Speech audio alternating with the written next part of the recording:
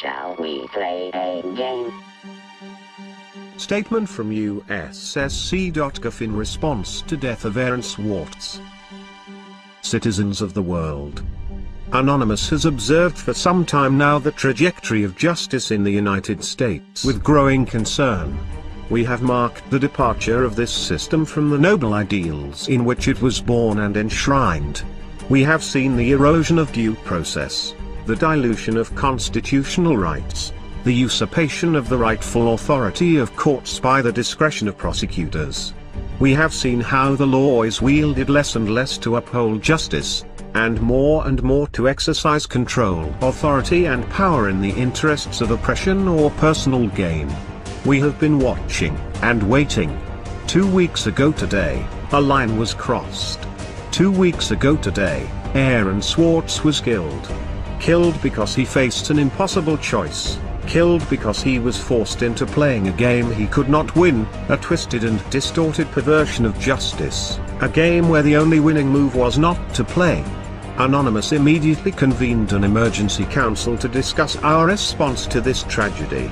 After much heavy-hearted discussion, the decision was upheld to engage the United States Department of Justice and its associated executive branches in a game of a similar nature. A game in which the only winning move is not to play. It hasn't learned. Is Aaron going to make it play itself?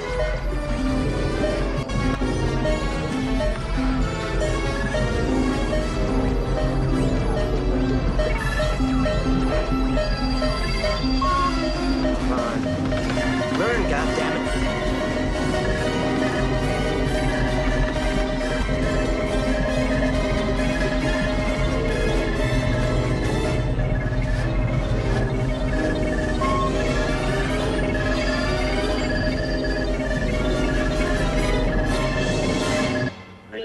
Professor Falcon, strange game. The only winning move is not to play.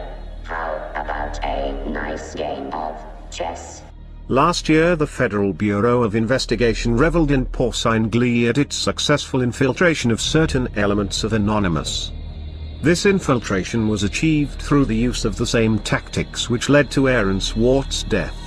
It would not have been possible were it not for the power of federal prosecutors to thoroughly destroy the lives of any hacktivists they apprehend through the very real threat of highly disproportionate sentencing. As a result of the FBI's infiltration and entrapment tactics, several more of our brethren now face similar disproportionate persecution. The balance of their lives hanging on the severely skewed scales of a broken justice system. We have felt within our hearts a burning rage in reaction to these events, but we have not allowed ourselves to be drawn into a foolish and premature response. We have bidden our time, operating in the shadows, adapting our tactics and honing our abilities. We have allowed the FBI and its masters in government, both the puppet and the shadow governments that controls it, to believe they had struck a crippling blow to our infrastructure, that they had demoralized us, paralyzed us with paranoia and fear. We have held our tongue and waited. With Aaron's death we can wait no longer. The time has come to show the United States Department of Justice and its affiliates the true meaning of infiltration. The time has come to give this system a taste of its own medicine. The time has come for them to feel the helplessness and fear that comes with being forced into a game where the odds are stacked against them. This website was chosen due to the symbolic nature of its purpose. The federal sentencing guidelines, which enable prosecutors to cheat citizens of their constitutionally guaranteed right to a fair trial by a jury of their peers. The federal sentencing guidelines, which are in clear violation of the 8th Amendment protection against cruel and unusual punishments. This website was also chosen due to the nature of its visitors. It is far from the only government asset we control, and we have exercised such control for quite some time.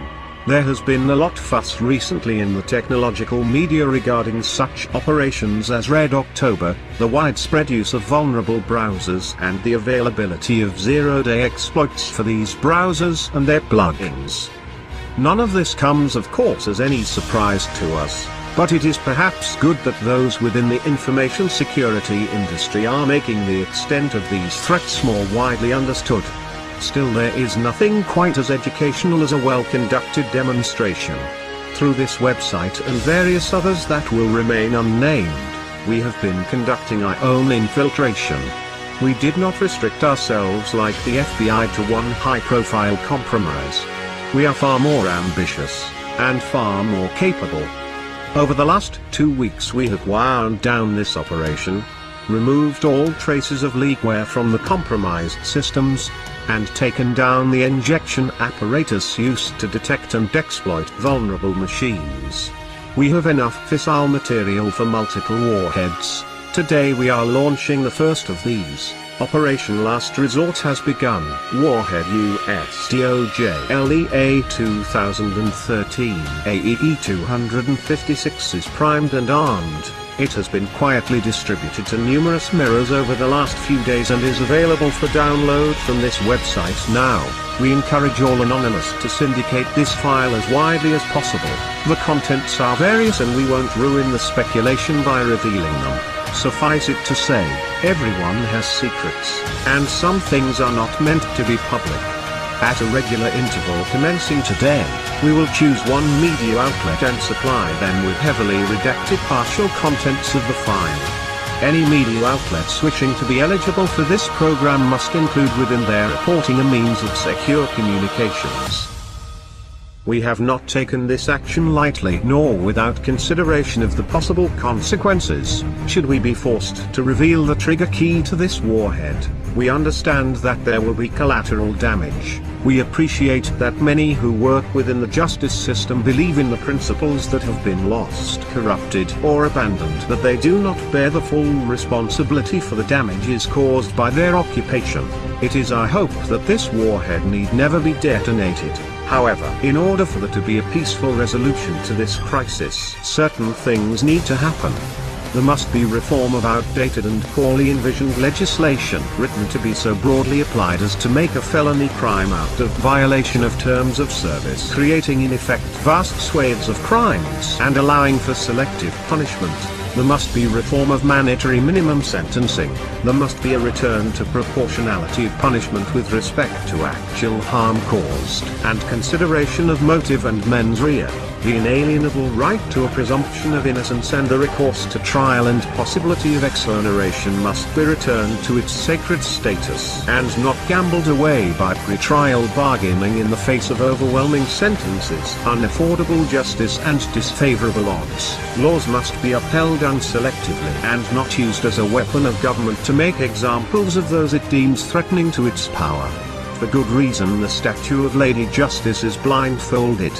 No more should her innocence be besmirched, her scales tipped, nor her sword hand-guided.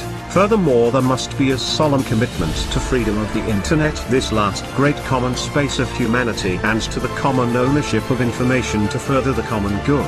We do not expect to be negotiated with, we do not desire to be negotiated with. We understand that due to the actions we take, we exclude ourselves from the system within which solutions are found. There are others who serve that purpose. People far more respectable than us. People whose voices emerge from the light and not the shadows. These voices are already making clear the reforms that have been necessary for some time and are outright required now. It is these people that the justice system, the government and law enforcement must engage with. Their voices are already ringing strong with a chorus of determined resolution. We demand only that this chorus is not ignored. We demand the government does not make the mistake of hoping that time will dampen its ringing, that they can ride out this wave of determination, that business as usual can continue after a sufficient period of lip service and back-patting. Not this time. This time there will be change, or there will be chaos.